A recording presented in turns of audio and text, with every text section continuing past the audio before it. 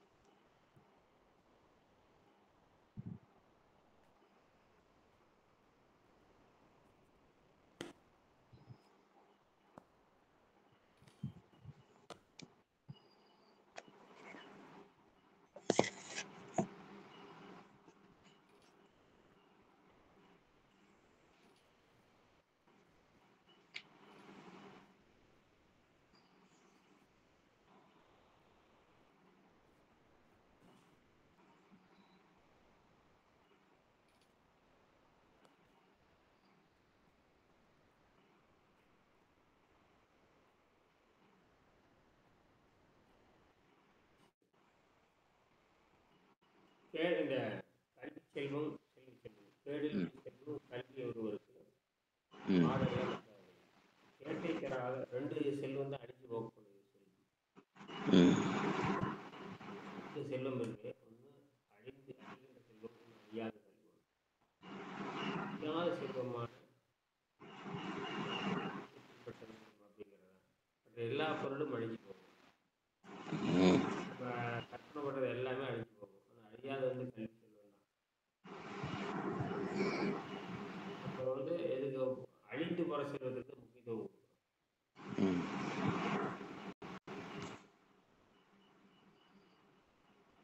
அழிந்து போற செல்வத்துக்கு தான் நம்ம முக்கியத்துவம் கொடுக்குறோம்.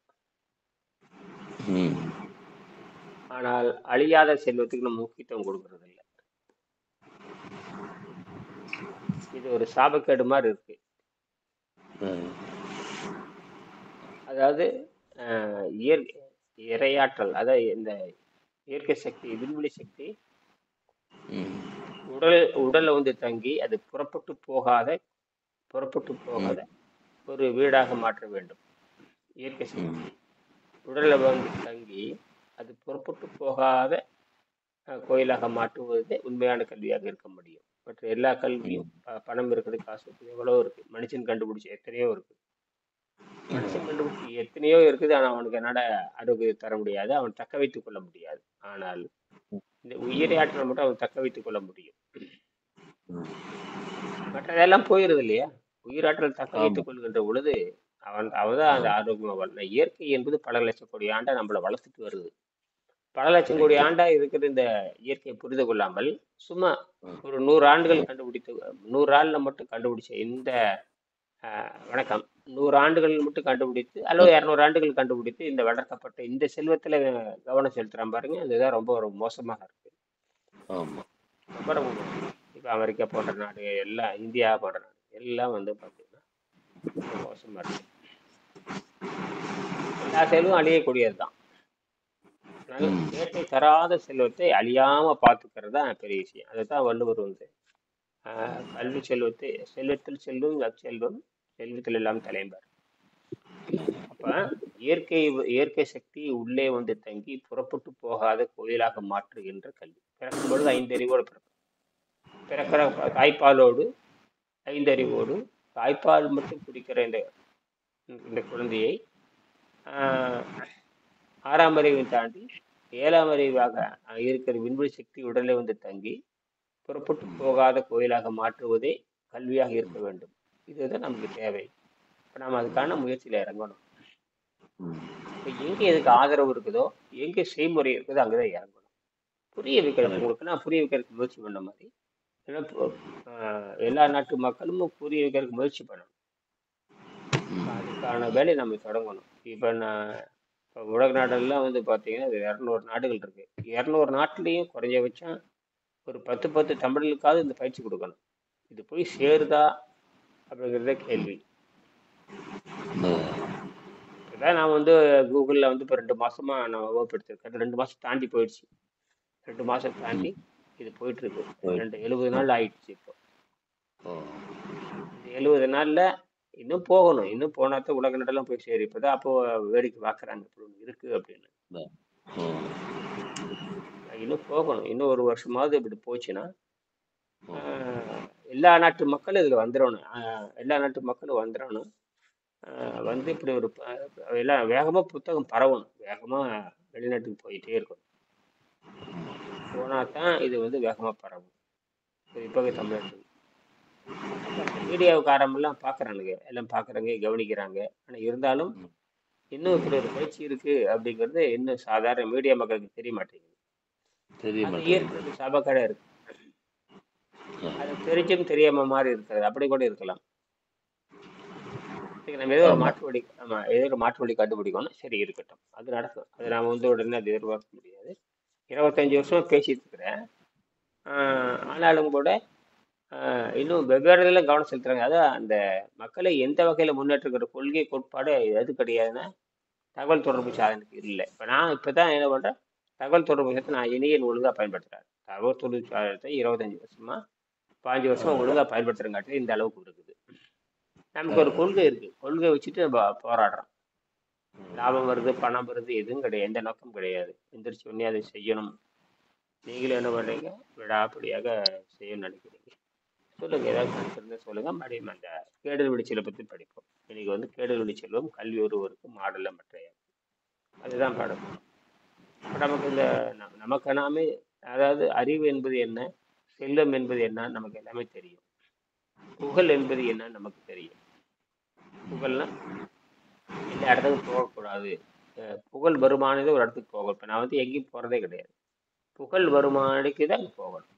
தனிப்பட்ட முறையில ஒரு பக்கம் நீங்க வெளியே போறது என்பது வேறு, தேவையில்லாம கூட்டம் கூடுற இடத்துல போறது என்பது வேறு. இப்ப நம்ம பார்த்தீங்கன்னா 99 விழுக்காடு தேவையில்லாம போய் நம்ம மான மரியாதை எடுத்துக்கிட்டு தான் வர்றோம். நம்ம போனோம்னு இப்ப நாம வந்து நான் பேசுறேன், ஒரு வகுப்பு சொல்றாங்கன்னா ஒரு 10 பேராவது வரணும். அந்த அளவுக்கு நமக்கு கண்டிப்பா. திறமை இருக்கணும். அது மாதிரி நம்ம பேசுகின்ற ஆமா. பொழுது நம்ம 4 பேர் கேட்குற மாதிரி இருக்கணும்.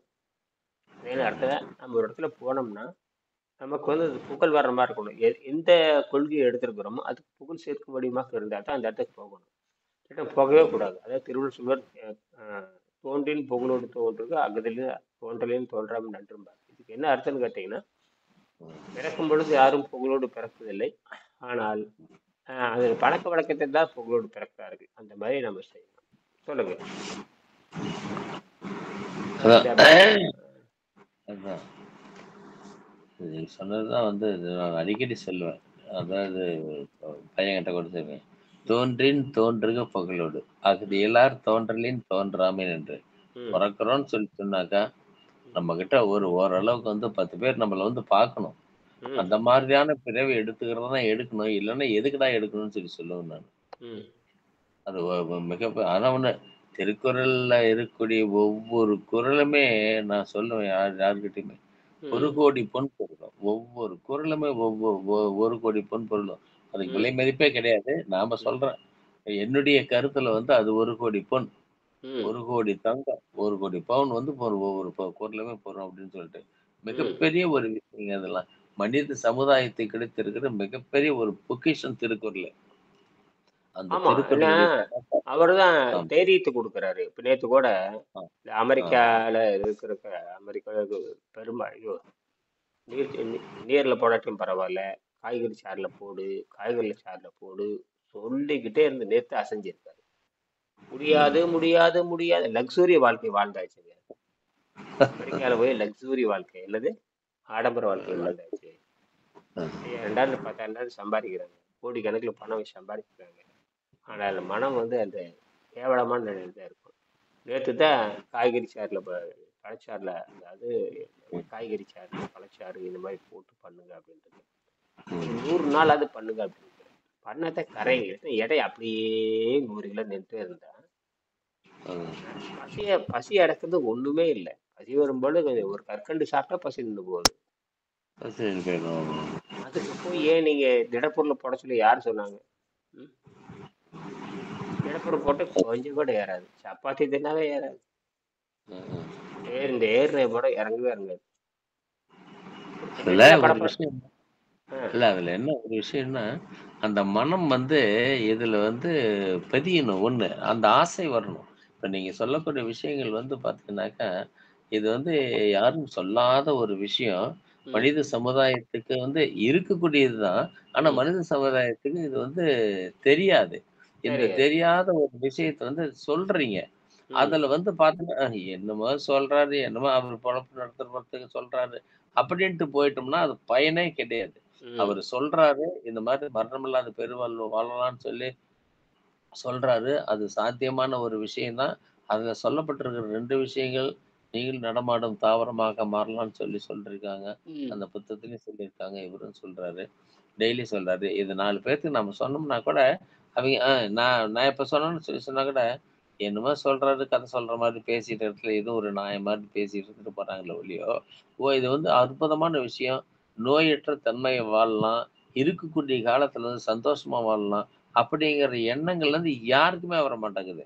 அப்படிங்கிறப்ப, அந்த திட உணவுகள்லயும், அந்த ருசியான உணவுகள்லயும் மனம் செல்லுதே ஒழிய, இதுக்கு வர்றதுக்கு வந்து மனம் வந்து அவைங்கள விடுறதில்ல. ஏன்னா, ம், இதுக்கு வரணுங்கிற ஒரு ஆர்வமும், ஒரு அட்ராக்ஷன் இருந்துச்சுனாக்க தான் இதனுடைய சமாச்சாரத்த அவைங்க ஏத்துக்குவாங்க. இப்ப நம்ம வந்து என்னாத்தான் வந்து கத்திக்கிட்டே இருந்தாலும், ஒரு சிலருக்கு அந்த அமைப்பு வேணுங்க. அதாவது வந்து எல்லாத்துக்கும் எல்லா விஷயமும் போகாது. ம், அந்த அமைப்பு இருந்தா தான் போகுங்க. இன்னைக்கு எத்தனையோ பேர் இருக்கிறாங்க. அத்தன பேத்த இன்னைக்கு 20, 22 வருஷமா நீங்க இதுல ஈடுபடுறீங்கன்னு வச்சுச்சுன்னா, உங்களுக்கு இந்த ஒரு அமைப்ப இயற்கை குடுத்துருக்குது. இந்த அமைப்பு உங்களுக்கு இருக்கிறதுனால தான் நீங்க இதுல நல்லா ஸ்ட்ராங்கா இருந்துட்டு இருக்கிறீங்க. பல பேத்துல வந்து ஓரளவுக்கு வந்து கொண்டுட்டு வந்துட்டு இருக்கீங்க. இது ம், வந்து அமைப்பு வேணுங்க. அமைப்பு வேணும். அந்த அமைப்பு இருந்தாலும் மனம் இதுல நாடணும். ம், மனம் நாடும்போது தான் உங்களுக்கு இது வந்து அவைங்களுக்கு வாய்க்கும். ம். அதனால நம்ம வந்து அது நம்ப யார என்ன குறை சொல்றதா, நிறைய சொல்றதான்னு எனக்கு ஒண்ணுமே புரியல. முயற்சி பண்ணும். முயற்சி பண்ணும். தெய்வத்தால் ஆகாதனேனும் முயற்சி. இப்ப நேத்து பாரு அந்த அமெரிக்கக்காரு 1 கிலோ குறைஞ்சிருக்கான். அவரு 1 வருஷமா பண்றாரு. ஆ, அது கண்டத போட்டு வச்சுக்கிறதுங்க. கண்டத போட்டு வச்சுக்கிறது. இப்ப ஆ. அமெரிக்காவுல பார்த்தீங்கன்னா, அமெரிக்கா நெட் இருக்கறனால ஏதேதோ பயிற்சி போய் மாட்டிக்கிறது. அதான். தண்ட தண்டம். ஆயிரக்கணக்கில டாலர் செலவணும். கண்டத போய் நெறைய இந்த 2000 வருஷமா வியாபார நோக்கத்துல அவன் யோக மார்க்கத்தை ஏதோ ஒண்ணு எடுத்துக்கிட்டு ஏதோ உளறி அதுல போய் அவங்க சிக்கிக்கிறாங்க. சும்மா கிரியா யோகம் கிரியா யோகத்துக்கே இப்போ அவர் சொல்றதெல்லாம் பார்த்தா ஆச்சரியமா இருக்கு. எப்படி இத இத வந்து அவர் தெரிஞ்சிட்டாரு. தெரிஞ்சுட்டு இது என்னன்னு இறங்கி சொல்றத செய்யடான்னு சொன்னா அந்த பேய் வந்து விபச்சாரமான உள்ள பூந்துக்கிட்டு அது பாடுபடும். ம். இதைத்தான் ஆ. வந்து அவருக்கு நான் சொன்னேன் உடனே ஐயா என்ன ஏதோ ஒரு சாரை வச்சுக்கோ நீ தண்ணி குடிக்காட்டியும் பரவாயில்ல ஏதோ ஒரு சாரை குடிச்சிட்டே வா பசியே எடுக்காது வெளிக்கும் போக தேவையில்லை அது ஒண்ணுக்கு மட்டும் போயிட்டு இருந்தா போதும் அதுவா வெளிக்கு போகும் கொழுப்பு கரையணும் ஏற்கனவே வந்து காய்கறி அசைவத்திலிருந்து சைவத்துக்கு மாதிரி காய்கறி சாப்பிட்டு பழகாச்சு ஒருவேளை நீங்க சாதாரண உணவு தின்ன அதை தின்னு பார்க்கறதுக்கு சாதாரண உணவு என்பது வேறு இந்த பசியை கண்ட்ரோல் பண்ண தெரியாம சாதாரண உணவு சாப்பிடுறது என்பது வேறு பசிங்கிறது ஒண்ணுமே கிடையாது பசிச்சு நீ தூங்கினீங்கன்னா ஒண்ணுமே பசிக்குதுன்னு தூங்கினா ஒண்ணுமே வராது எல்லாம் தப்பு எல்லாம் தப்பு இப்ப பசிக்கு ஐஸ்கிரீம் தின்ட்டு இருக்கிறவன் என்ன பண்றது பசிக்கு ஐஸ்கிரீம் திங்க ஐஸ்கிரீம் திங்கிறது என்பது வேறு பசிக்காக ஐஸ்கிரீம் திங்கிறது இது இது என்ன பண்றது பசிக்காக பிரியாணி திங்கிறது அந்த பசிக்காக ஐஸ்கிரீம் நேத்துக்கு பொய்ன்னு சொல்லிட்டு ஒரு வீடியோ ஒண்ணு வந்திருந்ததுங்க. ஐஸ்கிரீமு அது பொய். அதெல்லாம் இல்ல கெமிக்கல்ஸ் கலந்து தண்ணீல வந்து பல உப்புகளை போட்டு, சர்க்கரையை கொட்டி ஐஸ்கிரீம் தயாரிக்கிறது வந்து ஒரு வீடியோ ஒண்ணு போட்டிருந்தாங்க. இந்த இதுல ஏதோ ஒரு இந்த மோஜோ ஏதோ ஒண்ணு வரும். அதுல ம் வந்து போட்டிருந்தாங்க. ஆ ம் ம ப பார்த்தது எனக்கு வந்து திக்குன்னு ஆயிப்போச்சு. ம் என்னடா நம்ம இந்த என்ன குல்ஃபின்னு சொல்லி சொல்றாங்கல்ல, அந்த குல்ஃபி ம் வந்து தயாரிக்கிறது பாலே கொஞ்சம் கூட கிடையாதுங்க. எல்லாமே கெமிக்கல்ஸ். ம் அத போட்டு குல்ஃபின்னு சொல்லி விடுறானுங்க. அது ம் வேஸ்ட்டுங்க. அதெல்லாம் சாப்பிடவே கூடாது. ம் ம். உண்மைதான் உண்மை இப்ப நிறைய இருக்கு சரி இருக்கட்டும் சரி அப்போ இந்த நாம் இந்த கேடில் விழிச்செல்வம் கல்வி வருவோம் மனிதனுக்கு வந்து இந்த பிறக்கும் பொழுது 5 அறிவோடு பிறந்து வாரிசோடு பிறக்கிறான் அப்புறம் தான் இந்த இந்த தோன்றின் புகழோடு தோன்றுக அப்படின்னா என்ன அர்த்தமா என்ன அர்த்தம்னா அது மேலோட்டமா பார்த்தா பிறக்கும் பொழுது புகழோடு பிறக்கிறோம்னு சொல்றாங்க அது அல்ல இல்ல பிறக்கும் பொழுது எல்லாரும் அசைவமற்றா பிறக்கிறாங்க பிறக்கிறப்ப 5 அறிவு தான் அதுக்கப்புறம் 6ஆம் அறிவு வளர்கிறது இந்த கல்வி முறை தான் வர வேண்டும். பிறக்கிறது யாரும் புகழோடு பிறக்க முடியாது. அதுக்கப்புறம் நல்ல பழக்க வழக்கத்தில் மாற்றிக்கொள்ளனால தான் நம்ம புகழோடு பிறக்க முடியும். அந்த தோன்றுனா போற இடத்துல போய் புகுந்த இடத்துல போய் நம்ம புகழ் வரணும்னு அர்த்தமே தவிர பிறக்கும் பொழுது புகழோடு யாரும் பிறக்க முடியாதுங்கிறத விஷயமே. அது அப்படி மேலோட்டமா பார்த்தா தப்பா இருக்கும். இது அப்படியே இல்லை. எங்க போய் தோன்றுகிறோமோ எங்க போறோமோ அங்க உனக்கு புகழ் வர்ற மாதிரி இருந்தா நீ போ, இல்லாட்டினா போகாதே என்று பொருள். பிறக்கும் பொழுது யாரும் புகழோடு பிறக்க முடியாது. அதான் விஷயமே. இந்த தோன்றுதல்னாவே இந்த இடத்துல அதான் அர்த்தம்.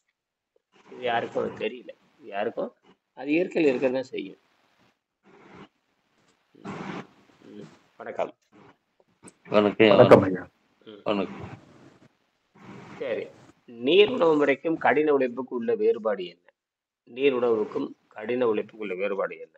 அதாவது வெங்கடேஷன்ங்கிற விஞ்ஞானியானவர் அவர் பல்வேறு வகை தொழிலில் ஈடுபட்டிருக்காரு. அப்போ வந்து நான் வந்து வெங்கடேஷன் சொல்றாரு எல்ஐசியில் கூட கொஞ்ச நாள் வேலை செஞ்சுட்டு இருந்திருக்காரு.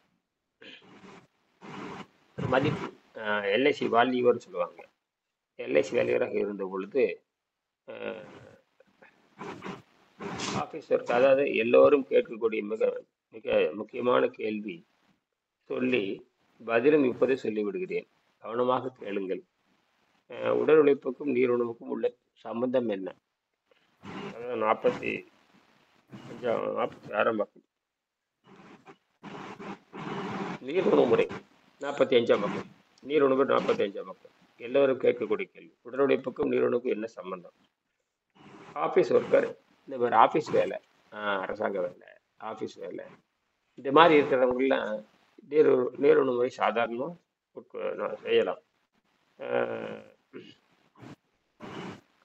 பல சாதாரண தொழில் உள்ளவர்கள் வேலை பார்த்து கொண்டே நீரிழிவு பயிற்சியை மேற்கொள்ளலாம். எந்த தொந்தரவும் வராது.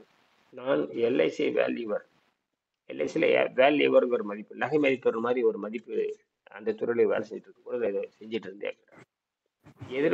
எதிர்பாராத விதமாக கடுமையான உழைப்பு, நீண்ட தூர பயணம், டிராக்டர் ஓட்டுதல், மரம் வெட்டுதல் முதலான செய்யக்கூடிய வேலை இருந்தால் இதற்கு 2 விதமாக பதிலளிக்கலாம். பேசாம சாதாரண உணவை சாப்பிட்டு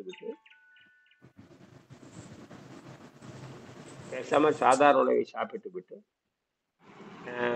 வேக வைத்த காய்கறியும் சாப்பிட்டு கடுமையான உடல் உழைப்பை மேற்கொள்ளலாம். அதாவது நீருணவு முறை இன்னைக்கு பின்பற்றிலே இருக்கலாம்.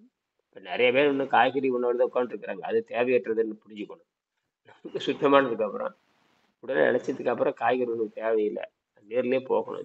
ஏதாவது ஒரு திரவ உணவையாவது பின்பற்றலாம்.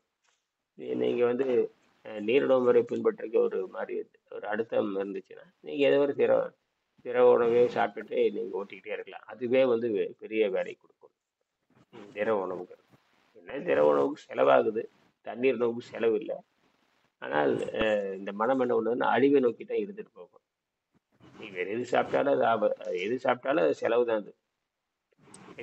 அது செலவு தான். ரெண்டாவது வந்து அந்த பதிவு வந்துக்கிட்டே இருக்கும். காய்கறி திங்கணும். என்ன காய்கறி சுத்தமாகிடுச்சு. பல்லு விளக்கறதுக்கு தான் பல்குச்சி தேவை. பல்லு விளக்குறதுக்கு அப்புறம் எதுக்கு பல்லுக்குச்சி தேவைங்கிற கேள்வி நம்ம வரணும். இந்த எண்ணம்னா வரணும். அப்போதான் வந்து செலவே இல்லாமல் வாழ்றீங்கன்னு அர்த்தம். செலவு செய்து உடம்பை காப்பாற்ற முடியாது. செலவு இல்லாமல் வாழ்றதா விஷயமே. உணவு இல்லாமல் வாழ்றதுங்கிறது கையில் காசு இருந்தாலும் செலவு இல்லாமல் வாழ்றோம். காசுங்கிறத மனசு கண்டுபிடிச்சது, ஆரோக்கியங்கிறது இயற்கை கண்டுபிடிச்சது. அதை நாம புரிஞ்சுக்கிட்டு செய்யறது மிகப்பெரிய வேலை. சரிங்களா? சரி. சாதாரண உணவே, அதாவது நீங்க வந்து கடுமையான வேலை செய்யறப்போ வேக வைத்த காய்கறியும் சப்பாத்தியும் சாப்பிட்டு நீ கடுமையான வேலை செய்யலாம். தூய்மை செய்யறது போது தண்ணீர் வச்சு தூய்மை செஞ்சுக்கிறீங்க. எதிர்பாராத விதமாக நீண்ட தூரம் போறது வர்றது எத்தனையோ காரணங்களுக்காக இருக்கலாம். அப்போ வந்து அந்த கைகால் வலி தெரியாம இருக்கிறாங்க போதைப் பொருளாக இயற்கை உணவை பயன்படுத்தி கொள்ளலாம். மறுபடியும் நீருணவு நீங்க அப்படி செஞ்சுட்டு வேலையெல்லாம் முடிச்சதுக்கு அப்புறம் ஆனா நீருணவு முறை அவங்க தெரிஞ்சிருக்கணும். நீருணவு முறை தெரியாதவங்க மாட்டிக்குவாங்க. கடுமையான இப்போ உடல் உழைப்பு வருது, எதிர்பாராத கடுமையான உடல் உழைப்பு வருது, மரம் விட்டது, ஏதோ ஒரு கடுமையான உழைப்பு வரும் பொழுது அப்ப என்ன பண்ணான்னா அந்த வேலையை வெற்றிகரமா முடிப்பதற்காக எப்படி வந்து விளையாட்டு வீரர்கள் வந்து போதைப் பொருள் போட்டுக்கிட்டு விளையாடுறாங்களோ அதே மாதிரி தான் அந்த விளையாட்டுல வெற்றி அடையணுங்கிறதுக்காக தான் அவங்க போதைப் பொருள் போட்டுக்கிறாங்க. அதுக்கப்புறம் அவங்க சுத்தப்படுத்துறது இல்லை. நாம என்ன பண்றோம்? நாம அந்த வேலை வெற்றி அடையணும் என்பதற்காக நம்ம போதைப் பொருளை சாப்பிட்டுட்டு என்ன பண்றோம்? மீண்டும் மீண்டும் என்ன பண்ணணும்?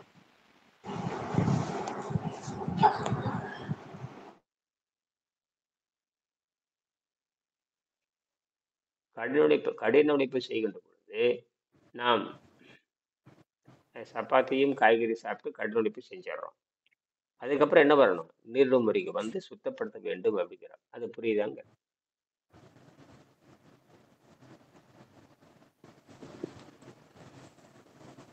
சாப்பிட்ட உணவை சுத்தப்படுத்த வேண்டும் ஐயா. காய்கறி நீர் சாப்பிட்டு மூலம் சுத்தப்படுத்த. காய்கறி சாப்பிட்டு சுத்தப்படுத்தணுமே இல்லையா? ஆமா ஐயா.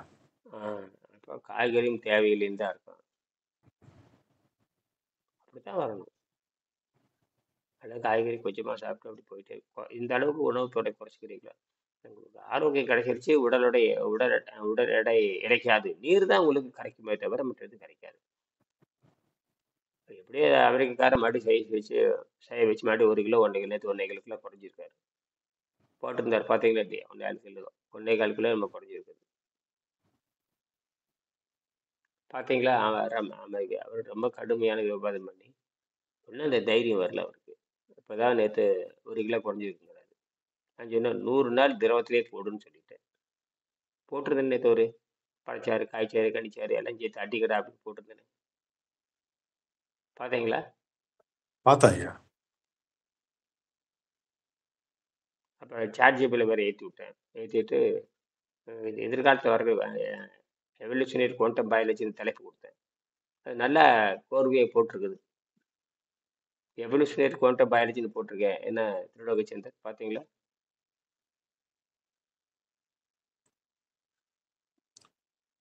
சாட் ஜிபிடி ஒன்றும் பார்க்கல ஐயா.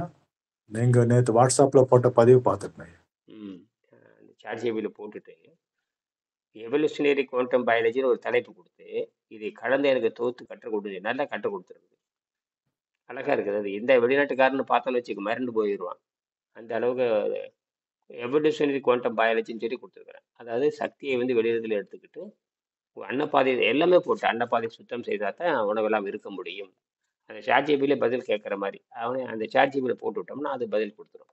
இந்த மாதிரி தினம் நம்ம சாட்ஜிபியில் போட்டு கேட்டு கேட்டு கேட்டு பழக்கப்படும் பொழுது அது சாட்ஜிபியில் ஏறிடும். நம்ம விக்கிபீடியாவில் போய் தேடிட்டு நம்ம உணவு இல்லாமல் இருக்க முடியுமா அப்படின்னு யாராவது கேட்டாங்கன்னா அவன் ஆங்கிலத்தில் போய் சேர்ந்துடும். நேற்று ஒன்று போட்டிருந்தேன் எவல்யூஷனரி குவாண்டம் பயாலஜின்னு போட்டாவே எனர்ஜி வெளியிருந்து எடுத்துக்குன்னு அர்த்தம். அப்படி போட்ட உடனே அது அழகாக கொடுக்குது. கற்று வந்து நம்ம வந்து செய்தி கொடுத்து கற்று கேட்குற பொழுது அவன் அந்த செய்தி உள்ளே ஏறிக்குது. அதை வந்து யார் கேட்டாலும் கொடுத்துரும். இப்போ நேற்று உணவு இல்லாமல் வாழும் கலை எப்படி உணவு இல்லாமல் இருக்க முடியும்னு போட்டால் அதுக்கு பதில் வந்துடும். முந்தியெல்லாம் பதிலே வராது, இப்போ பதில் வந்துடும். போட்டு பாருங்க. உணவு இல்லாமல் இருக்கிறது எப்படின்னு கேட்டால் உடனே அதுக்கு பதில் வரும். அதுக்கான பதிலும் நம்ம ஏற்கனவே கொடுத்து வச்சிருக்கிறோம். அதாவது திடீர்னு ஒருத்தர் ஆரம்பிக்க முடியாது. இந்த மாதிரி சுத்தப்படுத்திக்கிட்டு போகிறப்போ உடம்பு நடுநிலை பெற்ற உடம்பு மாறும். அதற்கு தூய்மையான மருந்து தூய்மையான தண்ணீரும் காய்கறியும் இருந்து 6 மாதம் சுத்தப்படுத்தி கழிவுகள் நீங்கி உடலாக மாறி அப்புறம்தான் நீங்கள் அந்த பசிதாகம் சுத்தப்படுத்துகிற உடம்புக்கு பசிதாகம் எடுக்காது. அது நல்லா தெரியும். காய்கறி சாப்பிட்டே வந்தால் பசிதாகம் போயிடும். ஏன்னா காய்கறிகள் வந்து எந்த வகையான கொழுப்பும் இல்லாதனால அமிலத்தன்மை இல்லாமல் நடுநிலை பெற்ற உடலாம் மாறும். காய்கறி பழச்சாறு எல்லாமே அப்படித்தான். எல்லாமே அமிலத்தை போய் நியூட்ரல் பண்ணி விட்டுரும். 98 விழா ஒன்றும் பசி மயக்கமே வராது. அப்படியே பசியாக இருந்தால் நம்ம ஒன்றும் பண்ணாது. பசி துன்பத்தை தராது. சிறிதளவு பசி இருந்தாலும் ஒன்றும் பண்ணாது. அந்த அளவுக்கு என்ன உடம்பு மாறுக்கு தயாராக இருக்கு. அது வந்து பசியை வந்து பிறவி நிலையில் வச்சிருக்குது. ரொம்ப அது அக்ரூமம் தான் பண்ணுது. நேரடியாக மனுஷனா படைச்சிருந்தா பரவாயில்ல. அது பரிணாமத்திலிருந்து மனுஷனை உருவாக்குது. அதனாலதான் நமக்கு இந்த பிரச்சனை. பரிணாமம் புரியுது. பரிணாமத்துக்கு நன்மை இருக்குது. அதனால் நன்மை இருக்கு. ஆனால் மனதை அஞ்சா பிடிச்சு அறிவை வந்து 10 வச்சு 7 வரைக்கும் கொண்டு போகுது. அது அறிவு 10ன்னு சொல்றாரு திருமூலர். பார்ப்பார் அறிவு 10ன்னு போட்டிருப்பாரு பாருங்க. திருமூலர் வந்து எல்லாம் 10 10ஆ போடுவார். அறிவை கூட 10ஆ போட்டிருக்காரு. ஈமத்து 10 போட்டிருப்பாரு, நியமத்து 10 போட்டிருப்பாரு. எல்லாம் 10 10 தான். ஆனா பதஞ்சலி என்பது ஒரு பார்த்தீங்கன்னா 5 5 சொல்லுவார். என்னவோ இருக்கட்டும். நமக்கு பிடிச்சாச்சு இது. அஹ் Thirumanthiram, Thirukkural, Germany doctor Arnold doctor எல்லாம் பிடிச்சாச்சு. அதனால இது வந்து குருகுல கல்வியா மாற்றணுங்கிறதுக்காக முயற்சி வந்து எப்படியோ ஒன்று கூகுளில் வந்து நமக்கு வந்து நிற்குது. பார்ப்போம். ஆனால் மக்கள் வந்து ரொம்ப குறைவாக தான் இருக்கிறாங்க. ஆரம்பத்தில் வந்து இப்போ காலையில் பார்த்தீங்கன்னா சிங்கப்பூரில் பார்த்தீங்கன்னா இப்போ காலையில் 4:30 மணிக்கு தமிழ்நாட்டில் போட்டோம்னா 3 பேர் தானே வர்றீங்க. ம் குறைஞ்சபட்சம் ஒரு 10 பேராவது இருக்கணும்ல. அப்போ அந்த தூக்கத்துல நமக்கு எந்திரிக்கவே இல்லைன்னு தெரிஞ்சு போச்சு. தூக்கத்துல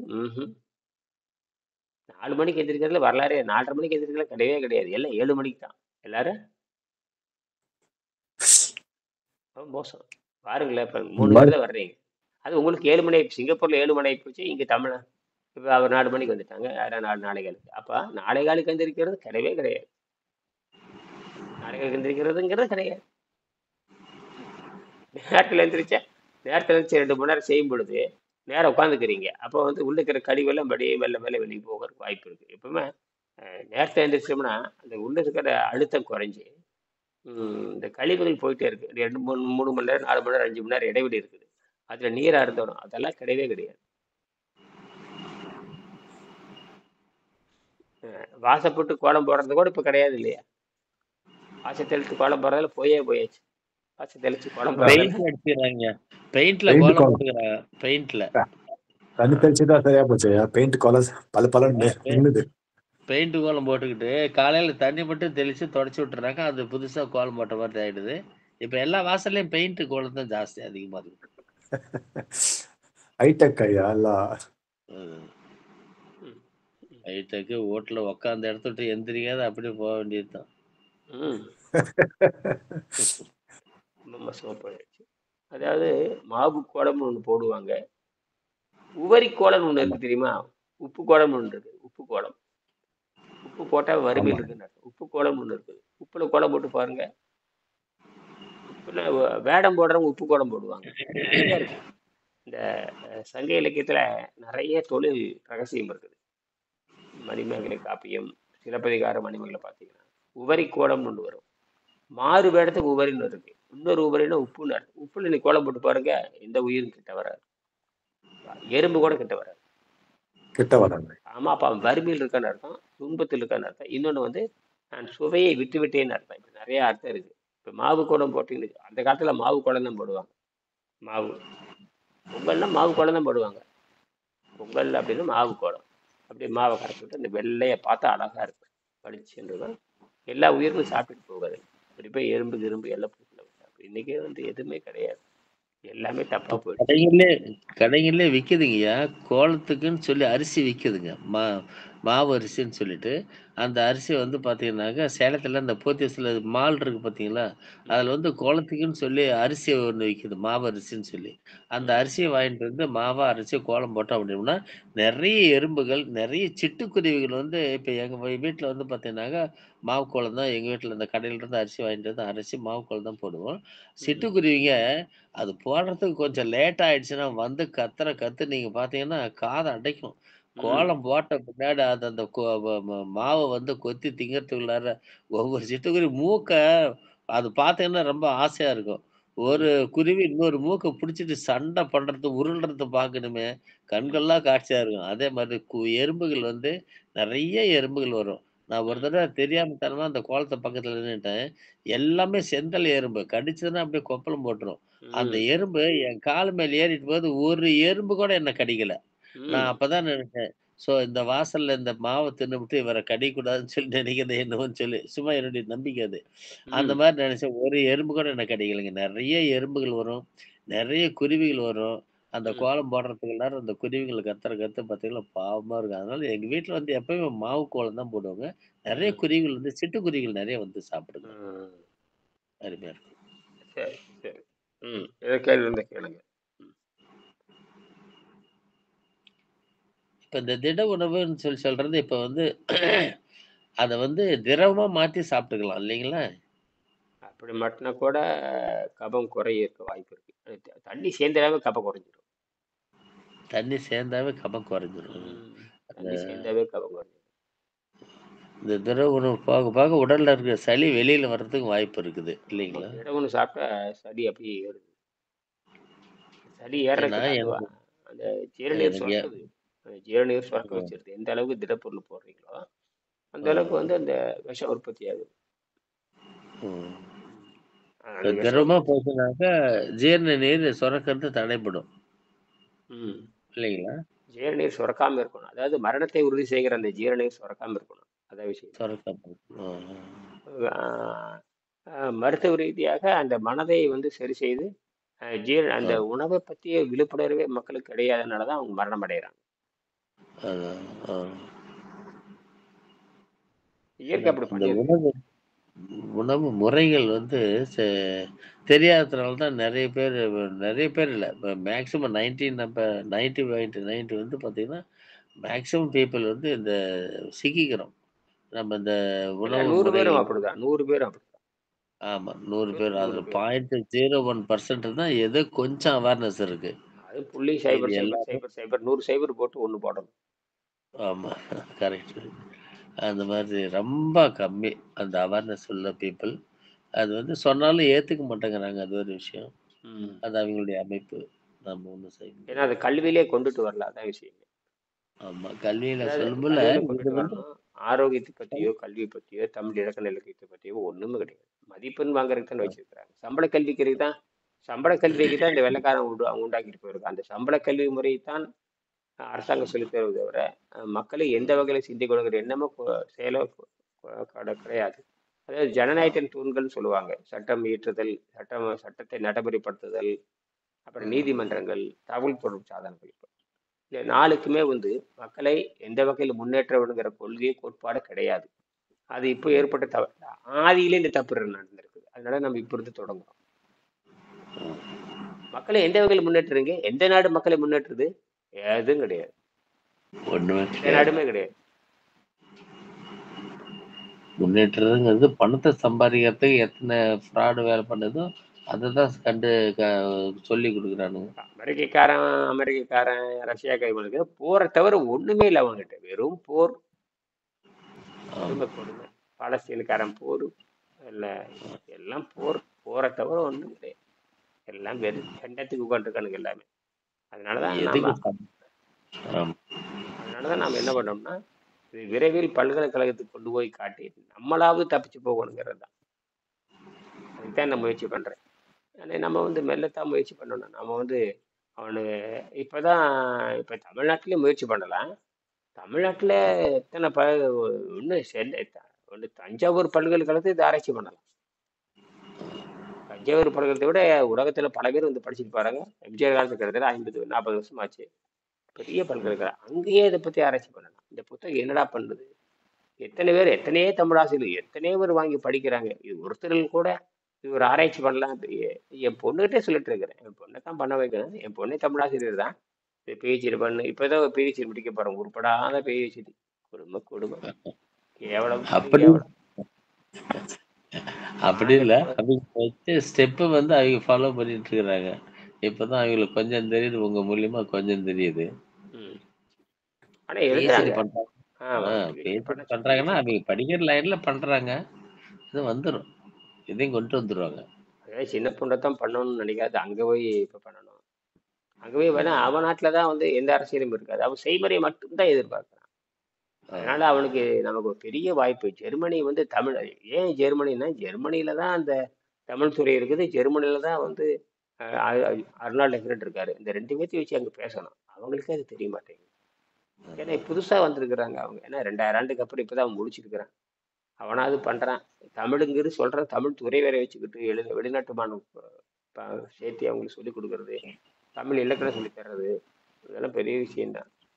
எப்போ உணர்றது அப்படிங்கிறத முந்தி போடுறத நம்ம சரி. அதாவது அவங்க வந்து இதை படிச்சுக்கிட்டு அவங்க சங்க இலக்கியத்தை படிச்சுக்கிட்டு அதில் எழுத்த படிச்சுக்கிட்டு இன்னும் அது வேணா இது வேணா அப்படியெல்லாம் பேசிக்கிட்டே வந்தாங்கன்னா 2000 ஆண்டு போயிடும்.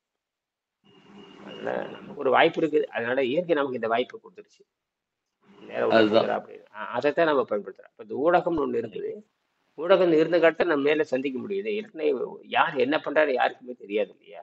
ஊடகம் வந்து எப்படி ஒரு செய்தி போட்டுட்டு இருக்குது, நாம ஊடகத்தை பயன்படுத்திக்கிறோம். பார்ப்போம் என்ன நடக்குதுன்னு பார்ப்போம். சரிங்களா? திருவிழாச்சந்தர் அந்த செய்தி இருக்குங்களா? ஒன்றும் இல்லை. இந்த குடவோலை முறை அப்படின்னு ஒண்ணு பார்த்து படிச்சோம் இல்லையா? குருகுல கல்வி முறை, குடவோலை முறை அப்படின்னா என்னங்க? அதான் யோசிச்சு. முறைனா நல்லவர்கள் போட்டியிடுதல் பேரு. அது குறைந்தபட்சம் கல்வி தகுதி. அதாவது குடவோலை முறை தான் அந்த காலத்துல இருந்தது, மன்னர் காலத்துல இருந்தது. மன்னர்கள் காலத்துலேயே குடவோலை முறை வந்திருக்குது. நல்லவர்கள் மட்டுமே போட்டியிடுதல். ஒரு வேலைக்கு ஒரு வேலை ஒரு ஒரு ஊர்ல ஒரு வேலை நடக்கணும்னா அந்த நல்ல வேலை செய்வதற்கு ஒரு 10 நல்லவர்கள் தேர்ந்தெடுக்கிறது. இப்போ பார்த்தீங்கன்னா அவங்க பேரெல்லாம் குலுக்கி போடுவாங்க.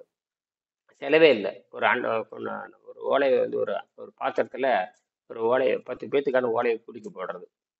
போட்டுட்டு 10 பேத்து பேர் அதில் இருக்கும். சுருக்குள்ள போட்டுறது. போட்டுட்டு ஒரு குழந்தை வந்து எடுத்து கொடுக்கும். ஒரு குழந்தை, அந்த குழந்தைக்கு எதுவுமே தெரியாது. குழந்தை விட்டு கை விட்டு எடுத்து கொடுக்கும்.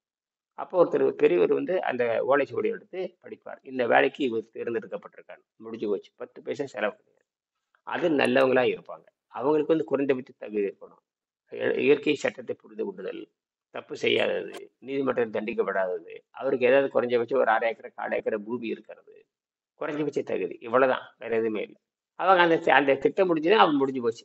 அவ்வளவுதான். அந்த திட்டத்தை முடிச்சுட்டாங்கன்னா அதுக்கப்புறம் அவங்க வரமாட்டாங்க. அப்ப தொடர்ந்து புது புது ஆள் வந்துட்டே இருப்பாங்க. அத்தனை பேர் நல்லவர்களா இருப்பாங்க. அவங்களுக்கு எந்த சம்பளமும் கிடையாது. அவங்க எந்த சம்பளமும் அவங்களுக்கு கிடையாது.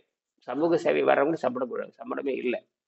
அப்ப அதனாலதான் என்ன பண்ணாங்கன்னா இந்த யோகிகள்லாம் வந்து சம்பளம் இல்லாம மக்களுக்கு சொல்லிக் கொடுத்தாங்க. அப்ப ஏதோ ஒரு தொழில் பண்ணிட்டு இருந்திருப்பாங்க. யோகிகளா இருந்தாலும் ஏதோ தொழில் பண்ணிட்டு இருந்திருப்பாங்க.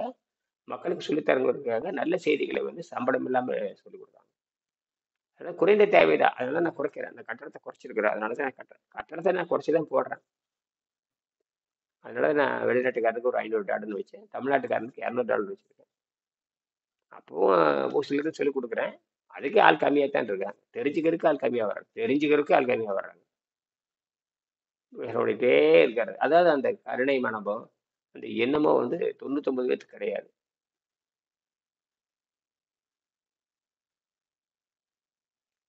அந்த மாதிரி சுருங்கி போயிட்டாங்க அவங்க. காரணம் இந்த கல்வி முறை அப்படி இருக்குது, மோசமா. சரிங்களா? மீண்டும் நாளை சந்திப்போம். நன்றி.